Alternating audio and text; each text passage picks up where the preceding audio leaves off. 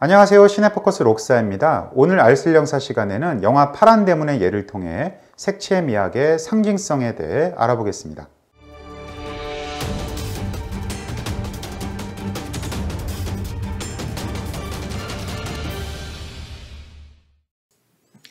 김기덕 감독은 미술에 대한 정규 교육은 받지 못했어도 회화 예술에 대해 남다른 재능을 가지고 있었습니다.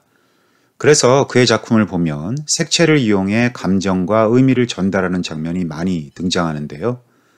파란 대문은 영화 속 등장인물의 심리를 특정 색채를 통해 표현한 대표적인 작품이라고 할 수 있습니다.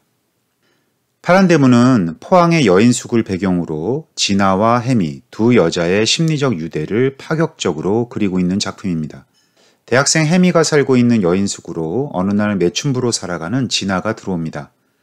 손님들에게 몸을 파는 진아 덕분에 혜미네 식구는 먹고 살 수 있지만 혜미는 진아에게 마음의 문을 열지 않죠.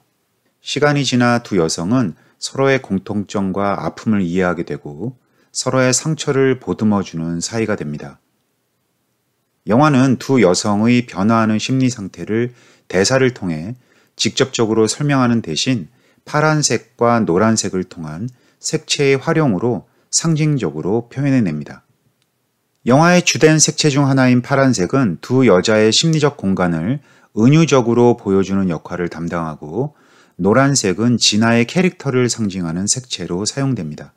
진아가 처음 세장 여인숙에 들어가는 장면에서 보이는 파란 대문은 영화의 제목이자 진아의 자유를 제한하는 갇힌 공간의 출발점이기도 합니다.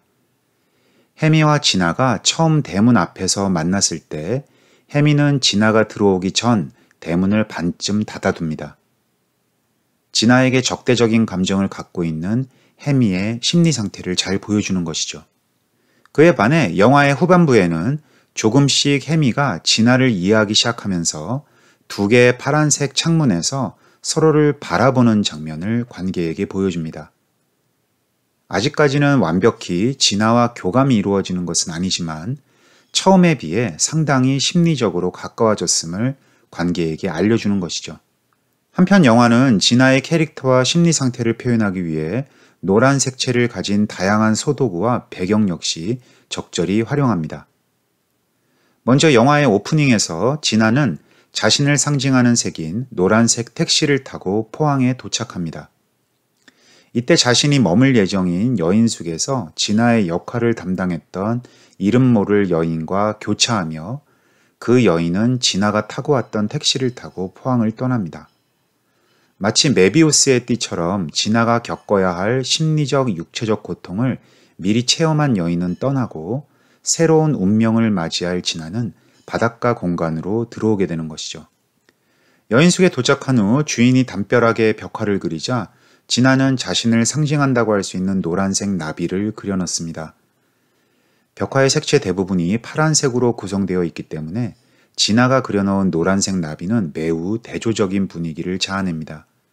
이는 진아와 혜미 가족과의 이질감을 상징적으로 처리한 장면이라고 볼 수 있겠죠. 노란색은 혜미에 대한 진아의 호의를 상징하는 소독으로도 적극적으로 활용됩니다. 시내 산부인과에서 나오다 비를 맞고 있는 혜미를 목격한 진아는 선뜻 자신의 노란 우산을 건네지만 혜미는 매몰차게 거절합니다. 또한 진아는 혜미가 평소 가지고 싶어 했던 노란색 마이마이 카세트 플레이어를 선물하지만 이마저도 혜미는 돌려주죠. 진아에 대한 혜미의 적대감을 노란색을 거부하는 상황으로 상징적으로 표현한 장면이라고 볼 수 있겠습니다. 그러나 결국 영화 후반부에서 혜미는 진아와 정서적으로 교감하게 되고 진정한 가족으로서 받아들이기를 주저하지 않습니다. 이러한 심리 변화를 관객에게 전달하기 위해 진아는 자신의 색깔을 간직한 노란 빛깔에 귤을 주고 혜미는 파란색과 노란색이 어우러진 해바라기 머리핀을 진아 머리에 꽂아주는 장면을 보여줍니다. 이렇게 파란 대문은 굳이 대사를 통하지 않더라도 색채를 통해 등장인물의 심리 변화를 보여주고 더 나아가 전체 이야기 전개도 이끌어 나갈 수 있음을 잘 보여줍니다. 다음 시간에는 보다 다양한 영화의 예를 통해 색채 미학이 가져오는 정서적인 효과에 대해 알아보겠습니다. 감사합니다.